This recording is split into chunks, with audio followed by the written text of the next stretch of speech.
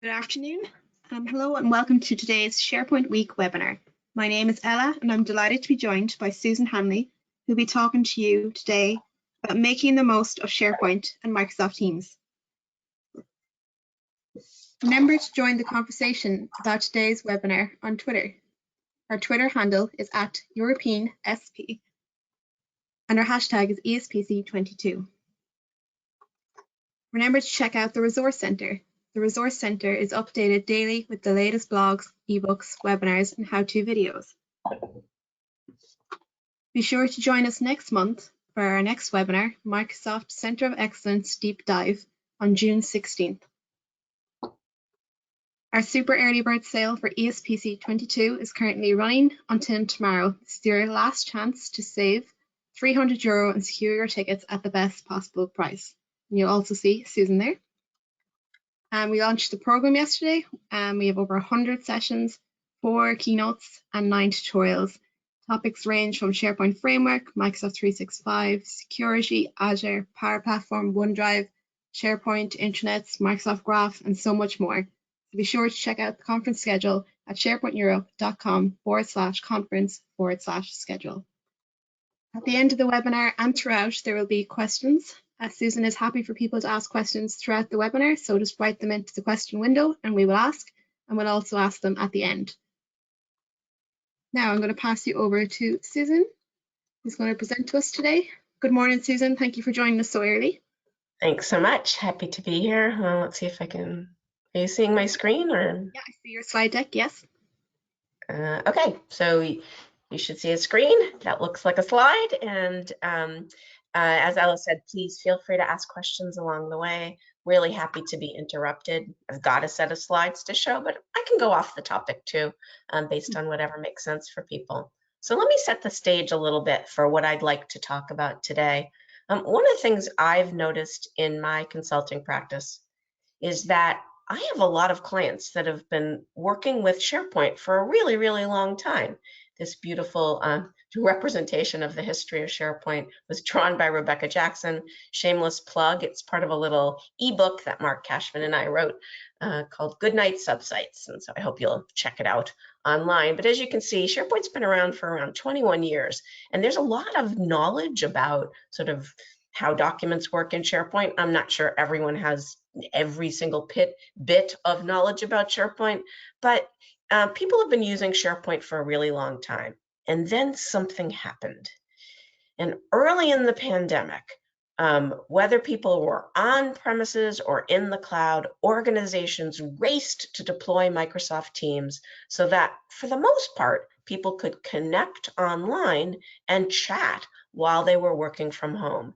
One of the things we had to do really, really quickly is make it possible to connect when we're no longer working together in person. And so what really happened is that Teams got deployed quickly, but maybe the connection between SharePoint and Teams was never quite explained exactly.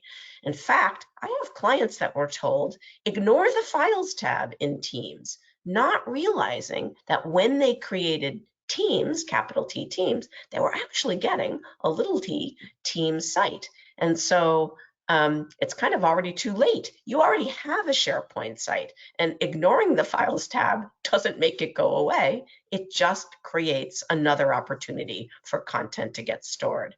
And the other thing they really didn't have, that organizations didn't have time to do, was provide their users with training to help make the connection between Teams and SharePoint. And so with the great intention of helping to enable working from anywhere possible, lots of organizations didn't necessarily enable what I'll call the ideal scenario if their users were already using SharePoint. Now, it's interesting, in organizations that I've worked with where they started to use Teams first and they had not been using SharePoint, things were actually less confusing. But if you've been using SharePoint and then rapidly deployed Teams, we may have thought that we were enabling sort of work from anywhere scenarios. But unfortunately, what I've noticed, I'm getting a one-stop shop for teamwork with chat and meetings and collaboration and all in one place. What we got was sort of total confusion, because now people are confused about what goes where. Where do I put things? Do I put it in SharePoint? Do I put it in Teams? I wish I got paid $1 or €1 for every time I've been asked, should I put that in SharePoint or should I put that in Teams? And so we want people to take advantage of all the great features of Teams, having one place to go for teamwork, bringing all of our applications together in one place. But if our work teams already had a SharePoint site when we launched Microsoft Teams, we now have this scenario, some problems. And now, in many cases, what I've noticed is that finding and collaborating is a little bit harder, because people are now confused about not only where should I put my file, but just where is my file and where do I put things in Teams or in SharePoint. Now, you guys probably know that you only can put files in SharePoint, but this is not necessarily what we told all of our users. So what I want to talk about today is how I've been working with what I'll call my SharePoint first clients to help them, even if the train has left the station and they've already launched Teams, how they can work with their users to help make that connection, to talk about how we can look at what we're doing in our existing SharePoint team site, whether it's on-prem or in the cloud, and marry that up with the new Microsoft team that we created to support the work from home scenario.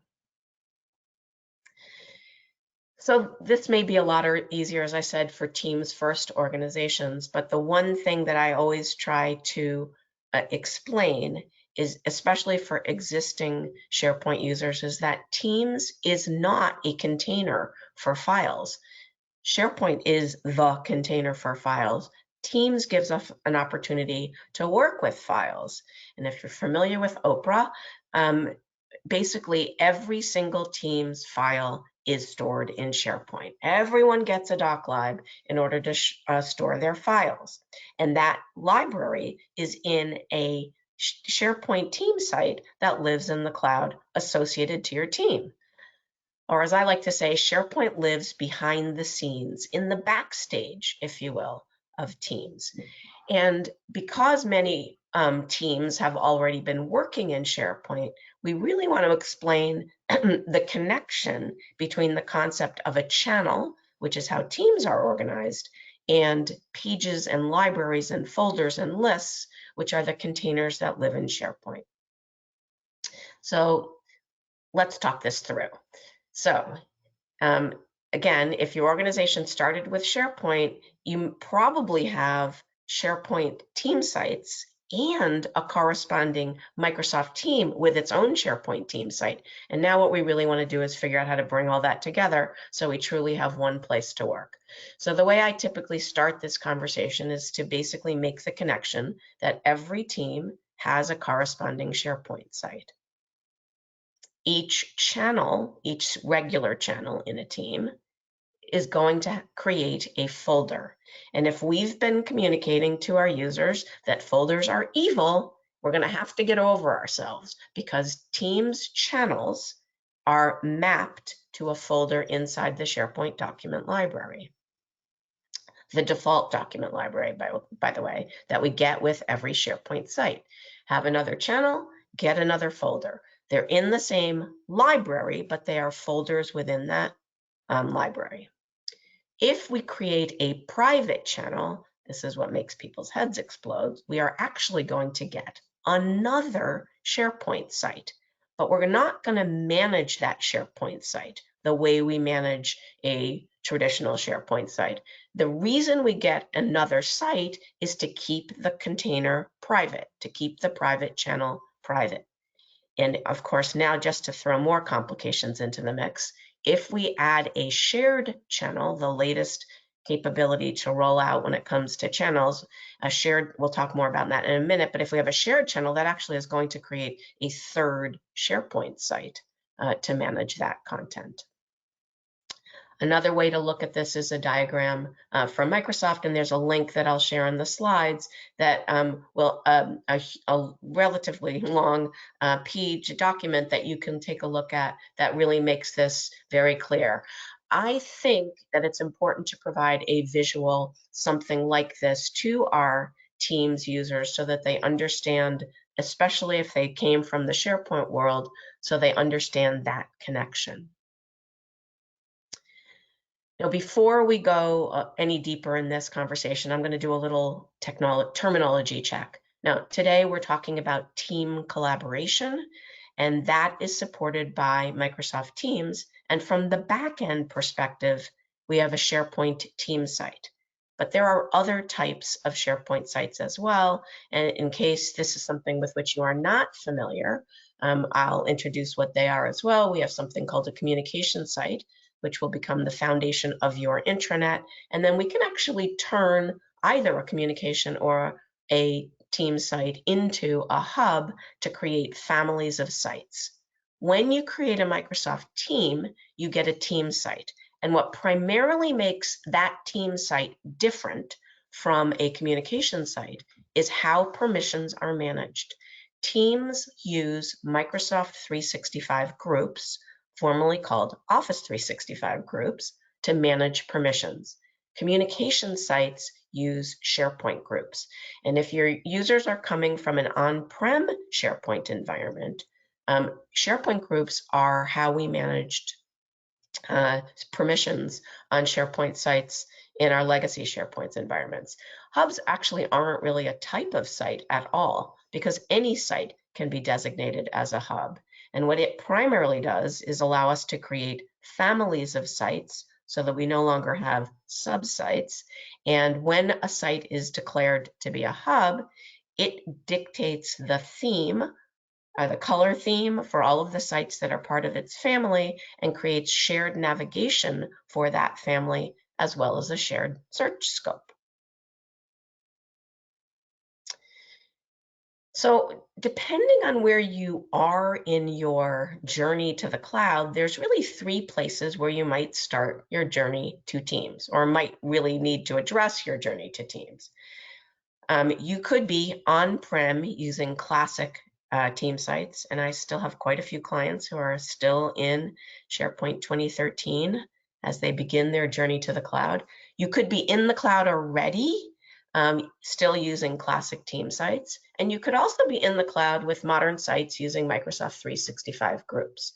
No matter where you are when you begin your journey to Teams, you're going to be moving the cheese for your users, because I'm going to assume that people are already using their SharePoint site. And so we really want to think about, how are we going to make this connection? The front door of a SharePoint site is a page, the home page of that site. The front door of Teams, when you're looking at Teams in the Teams app, is actually the chat or the posts, the chat tab for your teams. When you introduce the concept of a team for an existing SharePoint site, no matter how you make this connection, your existing folder structure is going to get disrupted, because the creation of a team, adding a team to an existing SharePoint site, and we'll talk about the different ways to do that, adds a folder called General to your document library. That folder didn't exist until you added Microsoft Teams, and the folder General is what hosts the files associated with the default General channel in Teams. If you are already sharing files in folders in your document library, the default document library, you're going to want to figure out how to showcase those files inside of Teams to make it easier for users to stay within Teams without bopping back and forth inside to open SharePoint in the browser, so that they can get access to the content that they've been using previously. And the challenge may be that your current folders may or may not align to the channels, the conversation channels that you set up in Teams. So any transition is going to be disruptive. And what I usually recommend is that we start by thinking about some initial channels. I think we want to look at, every team site is really created to support the work of some group of people. They're either a persistent group of people who are part of a work team, or maybe it's a project team. And one thing to think about as you're helping people sort of make these connections is what are the topics that we are covering in our work group or in our project team? Talk about the primary categories of work, the sub-teams within your team, with the team, because channels in Teams are going to be the primary vehicle for engaging when you're working from the Teams interface. Channels in Teams are sorted in alphabetical order. And so one of the things we want to think about as we're doing the mapping from our existing content into Teams is that if we want our channels to sort in a particular order, we should name the channels with a 2-digit preceding number. So not 1, 2, 3, but 0, 1, 0, 2. And that way 0, 1 will sort before 10. We don't get a choice about that general channel. And so one of the things we need to talk about as a team is, what are we going to use the general channel for?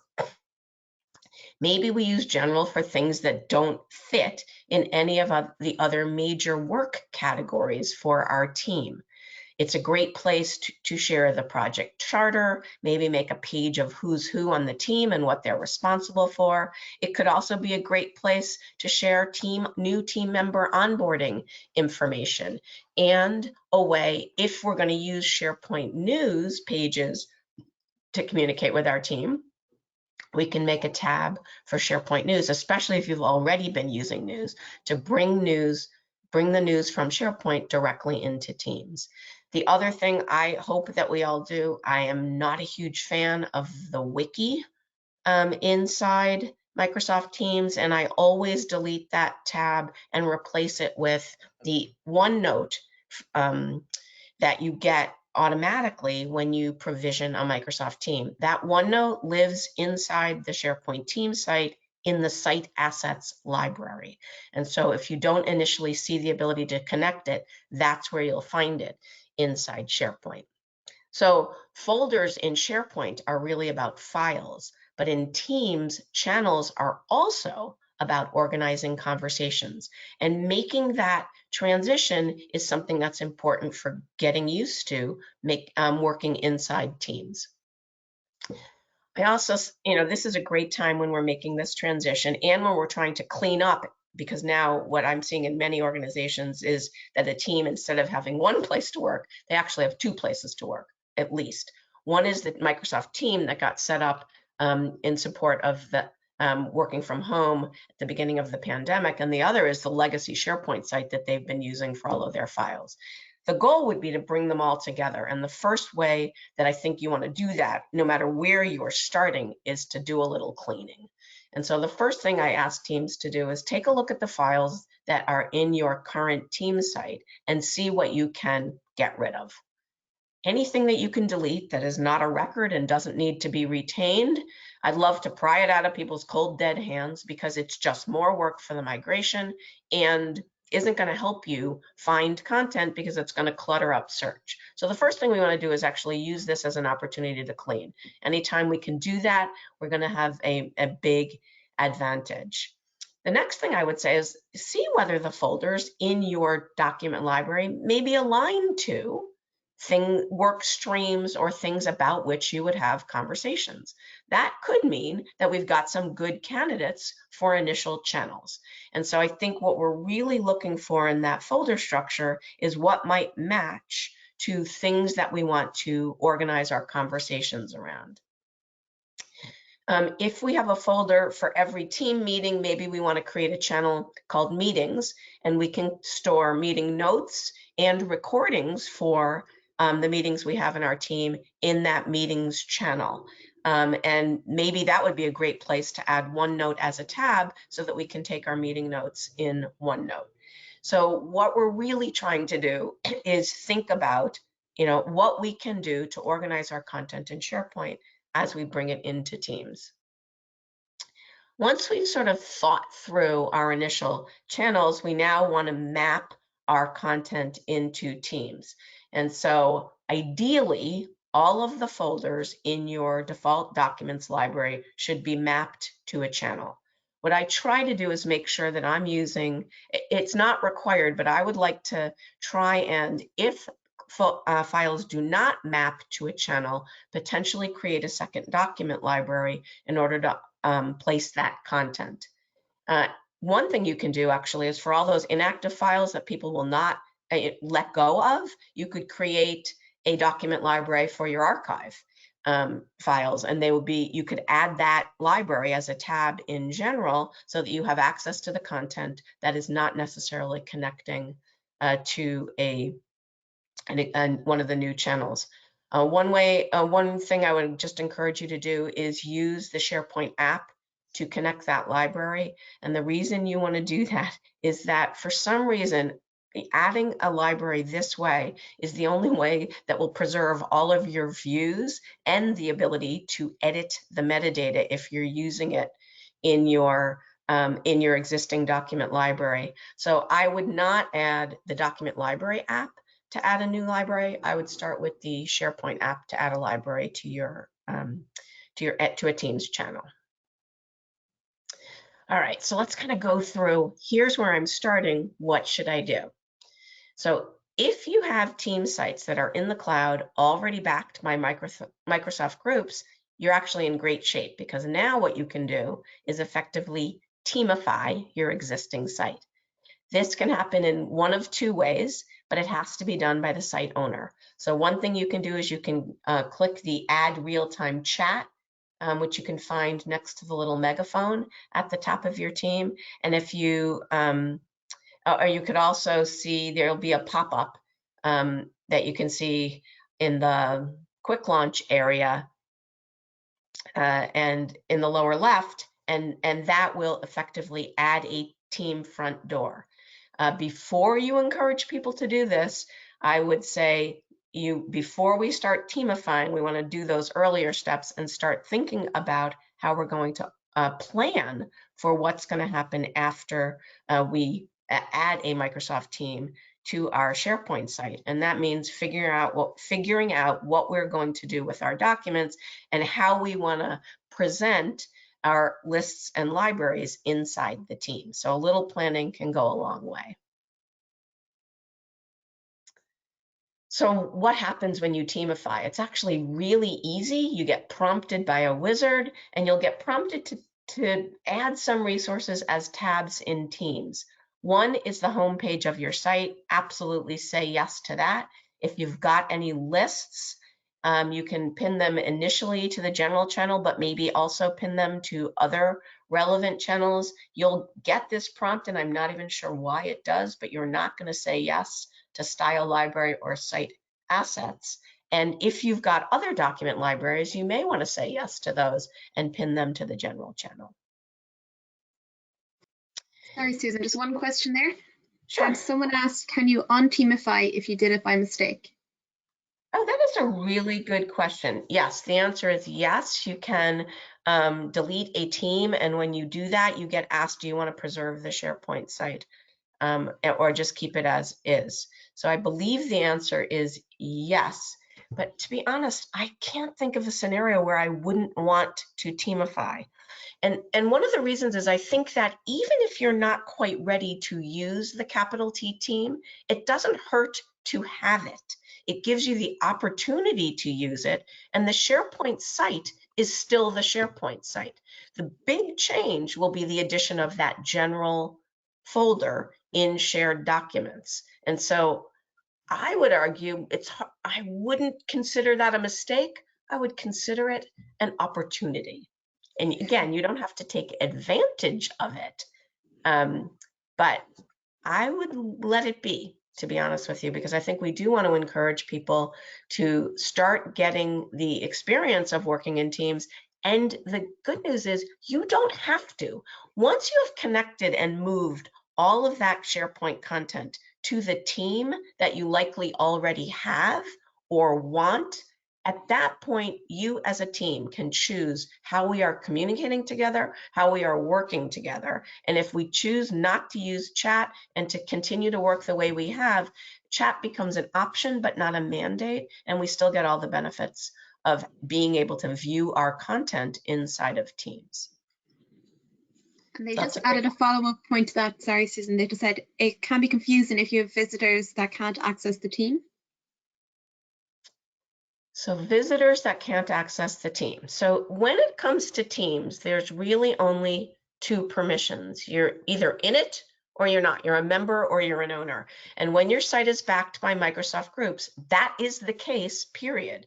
There should really be, for the most part, only two permissions, members and owners.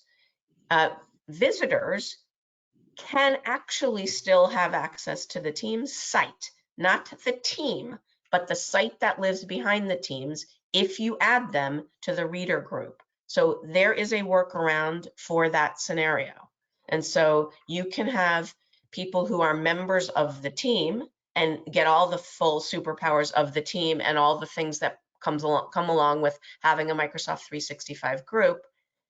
Or, and I don't love this, but it is technically possible, you can have people who are only members of the SharePoint site. So there's really no harm. They don't lose anything. They're just, the visitors to the SharePoint site are just not members of the group and therefore don't get access to the group calendar, the group email, and any planner, anything associated with being a member of the group. I hope that helps make that a little bit more clear. And so if you're already in the cloud and you have classic team sites, the first thing you have to do is add a Microsoft group. So you have to groupify first, and then you can Teamify. If your classic team site has subsites, you can still connect the top level site, but working with inside Microsoft Teams is just not going to be very effective. So to get to Teams, you want a flat architecture. So if you're in the cloud and you still haven't flattened out your architecture, to get to modern sites, while you don't need to be flat, I would strongly encourage you to take your subsites and promote them to be top level sites and then do your groupifying and teamifying. There's really no concept of subsites in the modern SharePoint world. And I often recommend that my clients turn them off so that any sites that you migrate to the cloud using a tool will have the subsites there, but you won't be able to create new ones. And that will encourage you to flatten out your architecture. And again, it's kind of a one team to one SharePoint site rule. And so we're going to want to, as quickly as possible, up-level our subsites. And again, if you're on-prem, you're more likely to have subsites. And I will admit, having architected quite a few intranet and collaboration solutions that were built with one site collection, lots and lots of subsites, the goal is flatten first and then migrate. So now that we've got our strategy in place, I'm not saying that anything we've talked about so far was easy, but we've thought about what teams we need and we've started to create the team. Now I got to do some stuff to get content in there. So the first thing I like to do is create the channels that I need in Teams. Start in Teams, not in SharePoint. When you create a channel in Team, you're going to get that teamified folder in the back end in SharePoint. Then I will go into the SharePoint site and the legacy SharePoint site and go find all the content that needs to go into that team folder. And I can use the move command to basically get the content into that teamified folder in my team site. Now, more than likely that team site already existed. Remember, we've got typically those SharePoint first orgs have two sites. One is the one we created at the start of the pandemic, and the one is the legacy site. What we want to do is get the content out of the legacy site and into the teamified folder in our cloud environment. And so we're going to go to that legacy SharePoint site and move to the Teamified folder that we just created. If we have content that doesn't map to a channel, I would recommend that we create a unique document library for that content. Often the name of that library is archive because it is content that is no longer active, but we want to retain. And so you can add a library from in Teams. You can add a library from any site to which you have access. You can use the document library tab if there's no metadata, and you can also use the SharePoint app if you have metadata and views on that document library. I would also recommend as a setup step that you add the home page as a tab in the general channel if you didn't already do that as part of, let's say, Teamifying your site. If you've got news, you could add a tab for news, create a page for who's who and add that to the Microsoft team. We display any page that we've created in SharePoint inside Microsoft Teams, and we can even edit the page inside Teams once it's there to be edited. Every list that we have in our SharePoint site should also be added as a tab in the appropriate channel in Teams, just to make it easy to access. Teams, one of the biggest problems once we've done all this migration is that previously, if we had a channel in Teams, which of course has a corresponding folder, and we renamed the channel, there would be no connection to the SharePoint folder. The SharePoint folder would have had the legacy name. Sometime in this month or the next one, we should start seeing something I've been dying to have, and that is that Teams will be managing the folder name in the document library. And if you rename in Teams, it will clean up the corresponding SharePoint site. So once you have migrated to Teams, you want to manage the naming of your channel folders from Teams, not from within SharePoint. So this is what's going to happen when you change the name of a channel. And honestly, I'm so excited about this. Standard channels, you name the channel, the corresponding folder is going to be renamed. Same thing with private channels. Any team that you have, any folder that you've renamed before the rollout hits your tenant, nothing will change. So if you haven't seen this yet, your legacy folders are not going to be automatically renamed. If a legacy channel is renamed after the release, it is going to update the folder. So you may want to start thinking about this as this, check the message center, talk to your tenant admin to see sort of when is this rolling out to your tenant. I wish we all knew exactly the date and time new capabilities would be added to our tenant. Unfortunately, we'd never know exactly when that's going to happen, but Microsoft is pretty good about telegraphing when things are about to occur. And so if you had been syncing to OneDrive and you are syncing the entire library, the name change will be updated as well. If you're only syncing a folder, then if you're only syncing a channel folder, then the new name isn't going to be reflected in the sync client. The other another big decision that happens once you are now living in Teams is this decision about, should I create a team or a channel in a team? And this, again, is a very different concept for SharePoint team site users. And so what I'm doing here in the next series of slides is kind of talking through how I suggest you communicate this sort of use case based decision. If I'm working on a new initiative with different people, to me, that's the easiest decision. You want a new team. If you are working on a new initiative with the same people, the answer, of course, is it depends. If you have lots of different topics that you want to discuss for the new initiative, I would create a new team, even if it's the same people, because that will allow you to break up that conversation and corresponding files into channels related to the new team and the new team only. If there's only one sort of small project or one topic that you want to have conversations about, then you can make a channel in the same team. So this is going to be one of those decisions where maybe you start with a channel in the same team, and then you realize, oh my gosh, we really need to promote that to create a new team.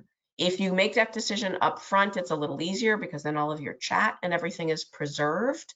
If you need to move the files later, that's really not a problem. If you want to focus conversations within an existing team, but everyone has access to the content. So it's just another topic within the same, another focus area within the same group of people, that's a new channel in the same team. That would be a clearly obvious case for a new channel. If you want to create a private space within that team, for example, let's say there's some files that you only want people on the leadership team of that team to be able to see. In that case, a private channel in the same team is the way to go. And when you create a private channel, you can have up to 30 in an individual team. You'll get behind the scenes, you're actually going to get a completely new SharePoint site. And that's so that you can manage that, so that you can keep the permissions to all of that content, chat, and files restricted to that group of people. A private channel requires that the people who have access to the private channel are first members of the existing team. So you can only create a private channel to create an area of conversation and file sharing for people who are already members of the team.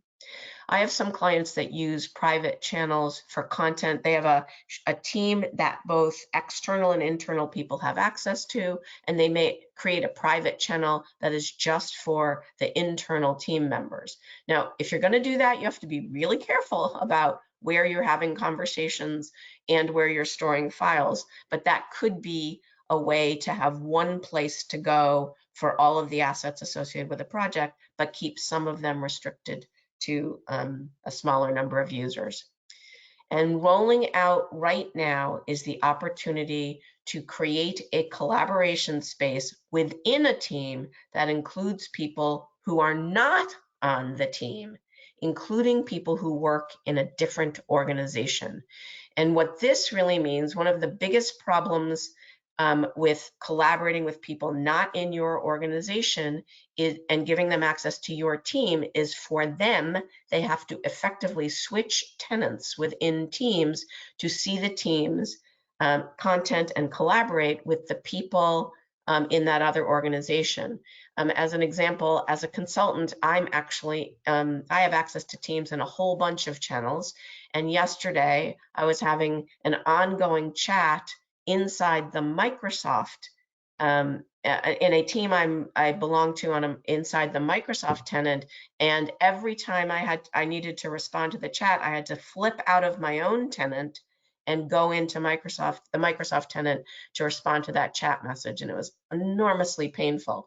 Shared channels will allow you to create a channel within a team, share it with one or a team owner in another tenant and another organization, and then they can put that channel in any one of the existing teams that they own, so that the members of that channel do not have to switch tenants in order to work inside that space. So shared channels are a super powerful opportunity for collaborative sharing across tenancies or even across teams. In order to do it across tenancies, there's some setup things that your admin needs to do, but this is going to be, I think, a great opportunity for more frictionless collaboration with people outside your organization. I'm going to take a breath there and see if there's any questions about this slide. In the second last scenario where you need a private space with a subset of folks, why would you create multiple private channels if they have multiple topics? I just create a separate team with those folks with channels for each topic. Why wouldn't that option be a suggestion, or is there a downfall of this? I think that's a perfectly good thing. That to me is the same as the second option. It's a kind of a new initiative with the same people. or different new initiative with different people. That's actually the first option. That feels like a different initiative with the same people. The reason people often prefers private channels in the same team is to keep all the content associated with that project in one place. Otherwise, I would totally agree with you that that is what I would probably, I've often said this is your two choices are create a separate team, and give them some kind of a naming convention so that it's obvious that this is the team that includes all the members and this is the team that includes just the leadership team. That is a perfectly legitimate way to go, and it does give you the option of then having more focused and organized conversations for that subgroup. But oftentimes people don't want to do that. They want to have everything all in one place, and that would be the advantage of a private channel. So yes, there's nothing wrong with that solution. It's actually what I prefer, but I get enough pushback about that. I think that's why you're going to have to decide. There's no right or best way. It's really what is going to work for you and your team. Perfect. There's no more on that side at the moment. Great. All right. The person said, thank you, makes sense. And I'm with you, Sue, 100%. Great. Good. I love when we're all in agreement. So, all right. So again, a little bit more about private channels. The reason we like them is it allows us to keep content all in one place. Again, you have to be a member of the team to be added to a private channel. That is one of the reasons actually why I really do like that question, because that may be a reason. Sometimes there are people you want to invite to that let's say it's the leadership team, that are not actually members of the team, but you want to give them access to the leadership content. So again, that would be a scenario in which you want to create a new team. You can have guests in private channels, but they again have to be already existing members of a team. You can have up to 30 private channels. I once had an organization where they were a subsidiary of a bigger conglomerate, and so they thought that they were only allowed to have 4 teams for their entire company, and they started creating private channels for all of the different collaborations that they needed within the company. They got 4 teams, 1 for each division in the company, not realizing that they could still ask their parent partner for a team for any logical group of people working together. And so in order to create private spaces, which is of course what they needed for each team, they started creating private channels, and they very quickly ran out of space. They're like, but you can only have 30. And I'm like, wait a minute, these are different people working on completely different topics. What you really need are new teams. And the reason they thought it was a better option to create a private channel is they weren't allowed to create teams. They had to effectively submit a ticket to get that team created from the parent. And one of the things that happened after we realized that, oh my gosh, we needed to take all of those private channels and make them teams, is that they were granted the ability to create their own teams. So they didn't have to go through the parent company and every time they needed a unique collaboration space. So private channels are really not meant to replace the need for a team. It's really to create subspaces within an existing team. Each one gets their own SharePoint site, and you can't manage the permissions in that SharePoint site. It's a fully functional SharePoint site, but you have to manage the permissions from Microsoft Teams just to keep everything all in one place. And the way that you can tell visually that a team is private is that you'll get this little lock icon. The other thing is that private channels can't have channel meetings, and we'll talk in a minute about what that really means. Shared channels, also known as Teams Connect, is what I talked about earlier, and that is creating a way to invite people who are not on your team inside the organization, but more importantly, not on your team outside the organization, to have a shared workspace that to them appears inside the context of where they're already working. And so this is really an important addition to minimize, again, the friction of collaborating with external people. Everyone sees that team as if it is in their own tenant, and it's managed by the tenant owner, the team owner in the tenant that created the shared channels. Requires a partnership between the two organizations. There has to be an agreement, a tenant-to-tenant agreement in order for that to work. And then after that, you can create shared collaboration spaces. One of the things that once we've now got all our content into Teams, we want to make sure that our SharePoint users truly understand the different ways to have meetings in Teams. In fact, that's really one of our favorite features about Teams, is that it lets us have virtual meetings even if we're not all in the same place. There are two types of meetings. So the first type of meeting is a channel meeting. And a channel meeting is inclusive. You actually don't have to invite people to a channel meeting because everyone who is a member of the team can see the meeting and join if they want to, even if they're not specifically invited. You have to create channel meetings from within Teams, and they show up in the channel where they were scheduled. And if you add the channel calendar tab to that team, you will see all the meetings scheduled for that channel. They also will show up in the group calendar web part in the SharePoint team site associated with that Microsoft Teams. The Meet Now capability is not available in private channels, but you could also schedule an instant channel meeting. The nice thing about about channel meetings is that anyone in the team can join the meeting.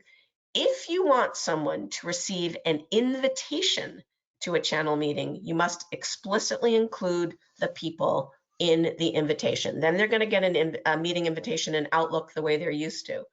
Guests, however, are going to get invited to all channel meetings, even if you don't explicitly include them. So I had a client that was kind of testing the concept of channel meetings in a team in which I was a guest. I was getting an awful lot of meeting invitations. You can add channel meetings to your personal calendar, even if you're not explicitly invited, and I think that's a great, if it's not in my calendar, I don't know that it exists, and so the ability to do that is really important to me. If you're not a member of the team, you will not have access to meeting recordings.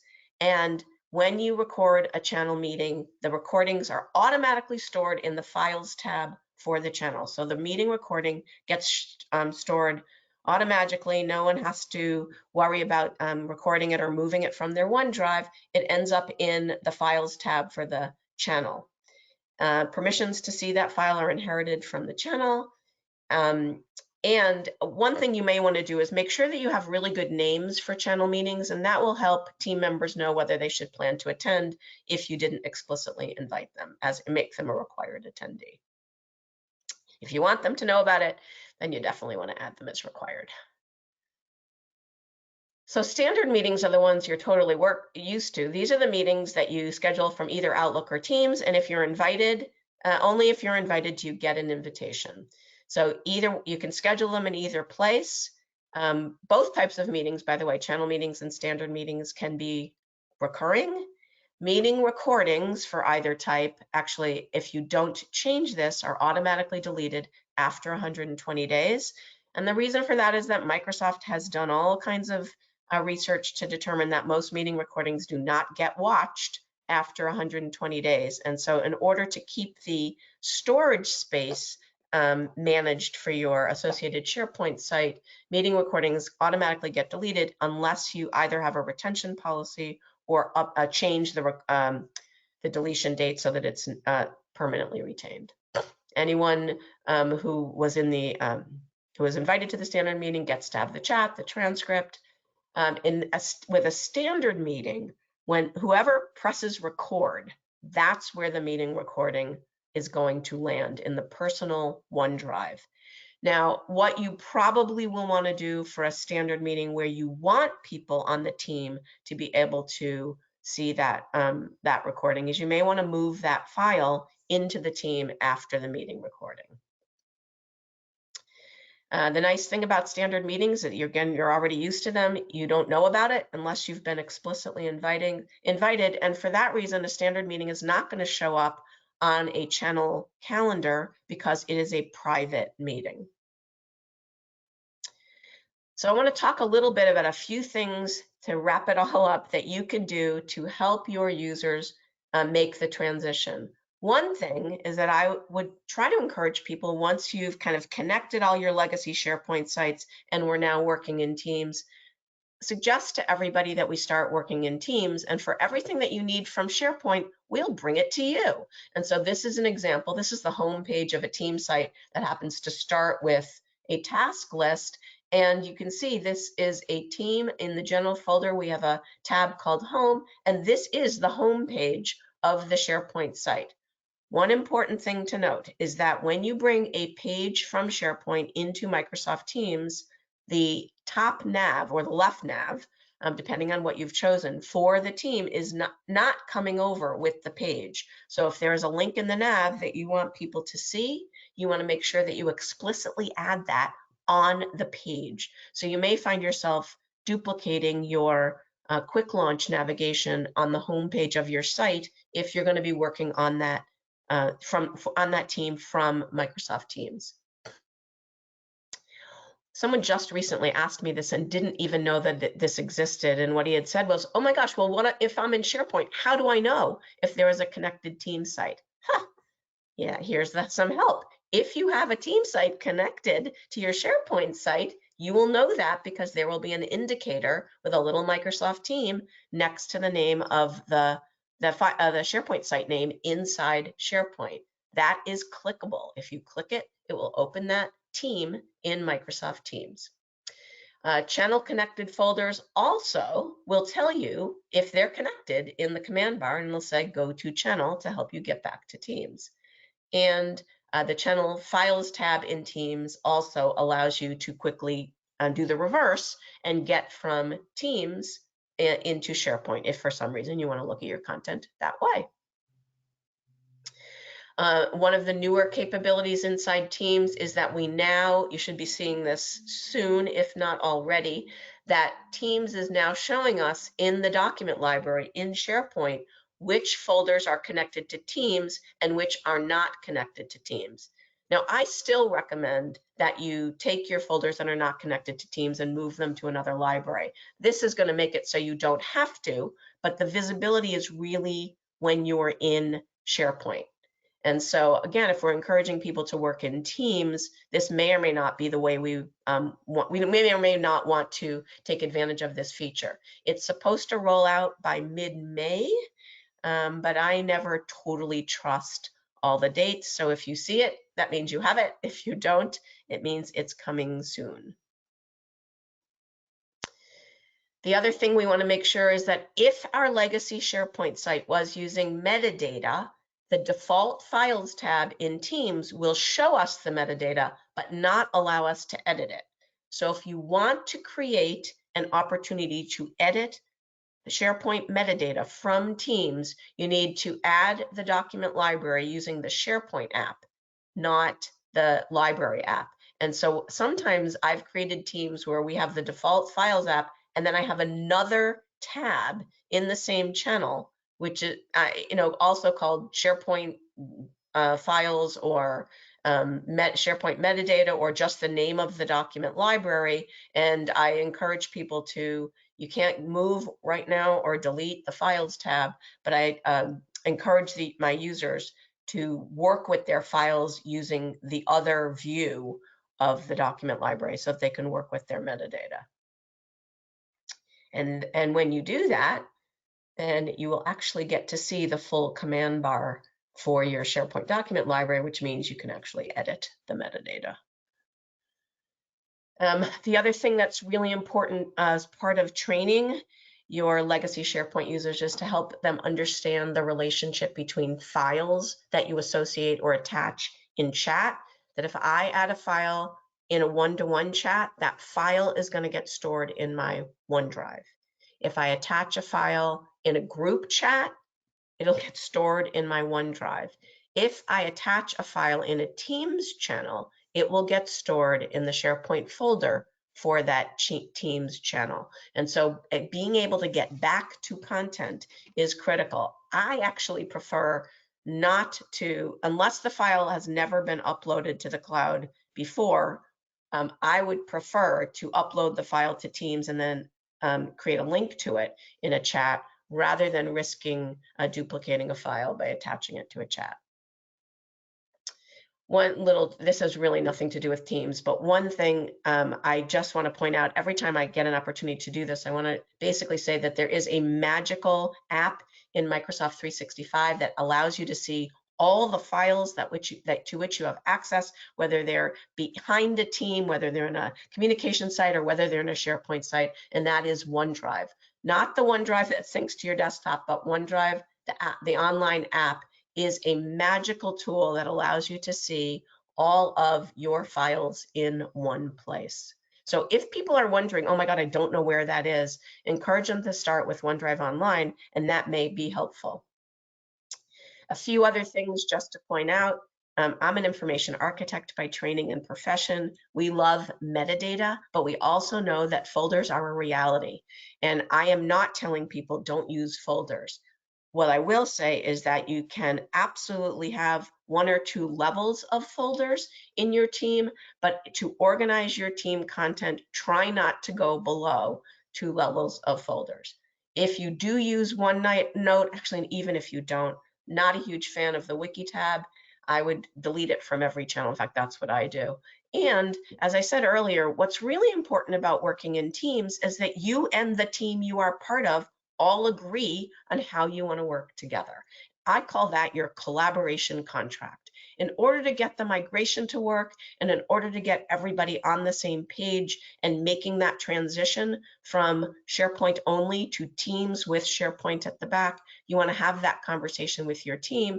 How are we going to work together? Where are we going to store our files? Are we going to use email or chat to collaborate? That is a team decision, and it should be part of your collaboration contract. And just to wrap it up, a few things to just keep in mind. You want to look at your team sites in SharePoint that don't have a connected team and see whether or not there is a place for those disconnected SharePoint sites to map to a team. If you've got sites that are not connected to a team yet, absolutely do some planning, but I highly recommend that you get them connected to a team. If you're on-prem, it is absolutely a clean first, and then get yourselves up to the cloud and make sure that people understand how to make those connections. And with that, once you've done that, you can happily live in your new Teams house. And that is the last of my slides. And I'm happy to take, in the last 3 minutes, any additional questions that we have. Perfect. Can guest members who are team members create private channels? And only if they're the owner of a team. Is it possible to move files between different teams? Yes, it is actually. Remember, if you are, the move command is actually, I prefer to do this from the SharePoint backend, but yes, you can go into the SharePoint site, grab the files that you want to move by selecting them, and then click the move command, and you can move them to any team library to which you have access. And contributor edit access, yes. Someone said you can have a shared channel in your own tenant, ? Yes, you can. Cool. And then someone else said that they love Teams Wiki, and the only thing is that the text format can be pretty bad, but they are wondering why you do not like it and why you like OneNote more. I think OneNote is more searchable. I'm much more comfortable with it. And the Teams Wiki, there's a few other things that the Teams Wiki doesn't do. I'm not remembering them off the top of my head. But in general, I think OneNote is a much more robust tool for collaboration. And so I would just prefer to stick with that. Perfect. I think that's all the questions, unless anyone wants to get in one more there quickly, but that's all answered. Just want to say thanks very much for your time, Susan, and getting up early for us today. I really appreciate it. Thank you so much for having me. Hope to see everyone in Copenhagen. Yeah, I was just going to say see you at ESPC 22. Yeah. Have a great day. Thank you. Thanks. See ya.